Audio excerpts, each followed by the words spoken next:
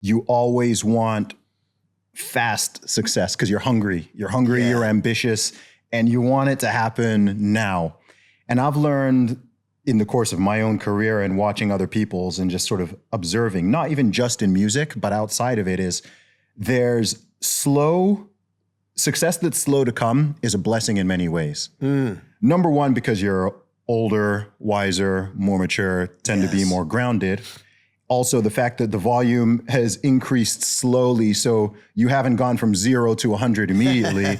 You've had some time to get used to taking pictures with fans and signing autographs and pushing the merch, the ups, the downs. You've kind of been through it. So by the time the spotlight is on you, not only are you much better at your craft, but you're more grounded. You're not as blown away by it. You've been humbled so many times over and over and over. Like I used to sell my CDs on the street for over a decade, right? So people even ask me now, oh, like you're doing this, you've got this many followers or listens. And I'm just like, yeah, dude, I mean, I was eating, eating crap metaphorically for like a decade, barely earning anything, just out there constantly. So whatever comes now, whoever I'm meeting or interviewing or whatever opportunity, I'm just like, man, this is all a blessing. There's just a level of humility that totally stays with you. And furthermore, in your case, I think that the fact that you have your wife, your family, obviously your faith, all those things ground and humble you and keep you rooted. And you believe in God, so you don't become your own God.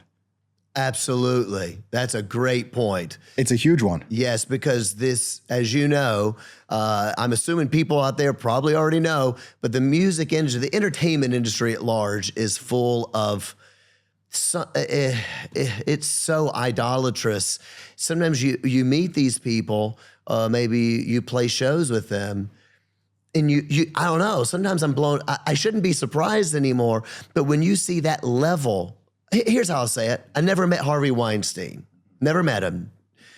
When you hear like the audio tapes of the things he, or the people, the things they're saying, I'm like, oh yeah, I don't know him. That's Hollywood. I mean, yeah, that's just Hollywood. That's what a lot of these people are like, because they've lived in a false reality.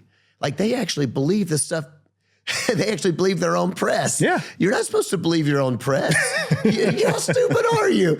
You're not all that. There's a whole machine that went into making you seem like this and that made you look good in your marketing. So it's like, but when I heard that, I'm like, oh, I believe that. I mean, I don't know him. I'm just saying I believe. That isn't hard to believe. No.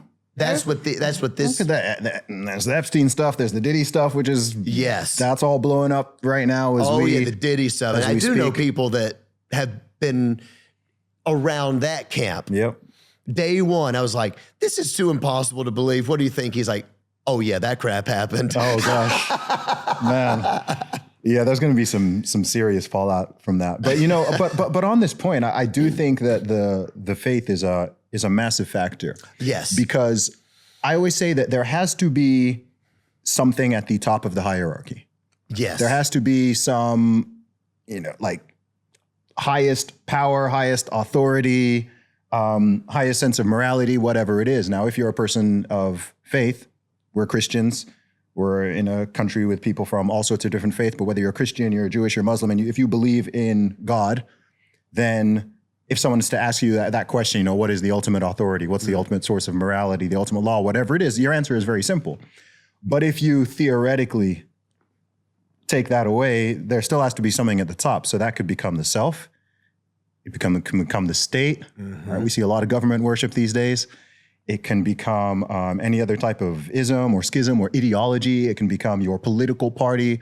And I think very much, particularly in the West, we're living in a time where I've said before that I think the West is more religious than ever, but also more godless than ever. That's 100% right. The religious fervor is still there. Yeah, oh my lands. Really, if I may, that is a great transition to why I'm here talking to you, because before 2020, I never would have been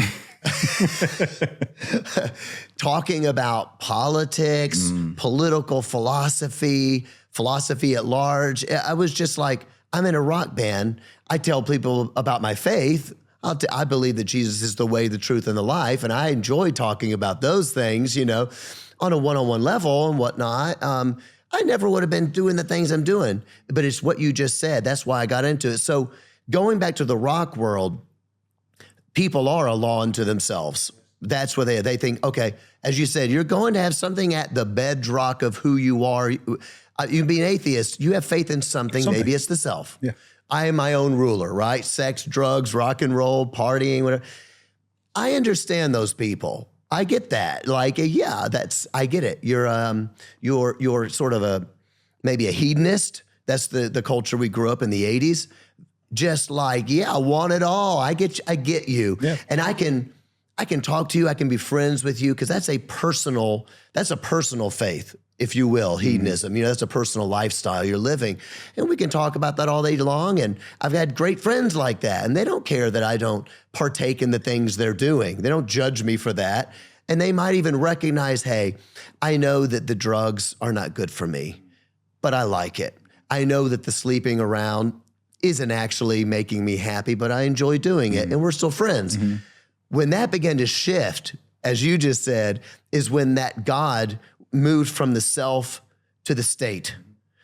That is when I started getting like, whoa, wait a minute, friend I've had for 20 years. Are you saying that I'm a bad person because I'm unwilling to bow down to the state? It was the statism. I just couldn't believe it. I started noticing it in 2015, 2014, as sort of like in America, we had the Ferguson stuff. That's when the BLM stuff started.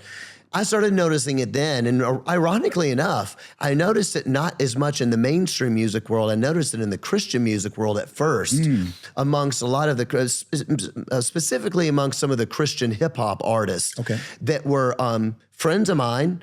Some of them I toured with, and they love God. I love God. We're friends. The stuff they started posting, anti-American,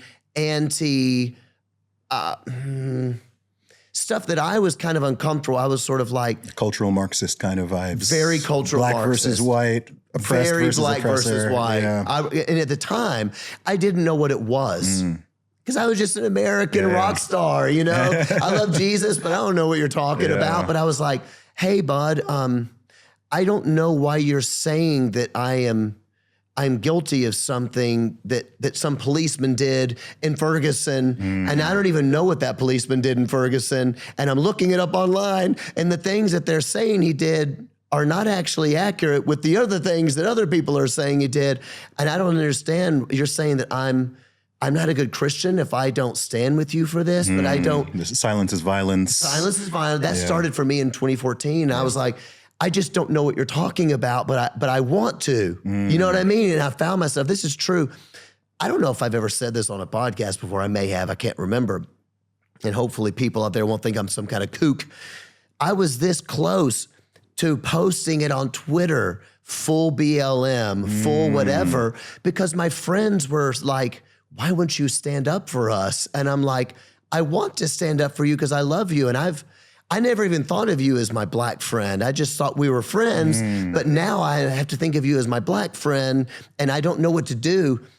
I promise you, brother. Yeah, no, I believe it. Close. I was about to do it, and people may think I'm weird. I felt God inside of me say, stop, do not post that. And I was like, I just had that feeling. You know, I wouldn't bet my life that it was God, but I was pretty sure it was God. Do not post that. You do not know what you're talking about. That's the feeling I had. And so I began a journey in 24. I didn't post it. I prayed on it, told my wife, we prayed about it. And I started a journey in 2014.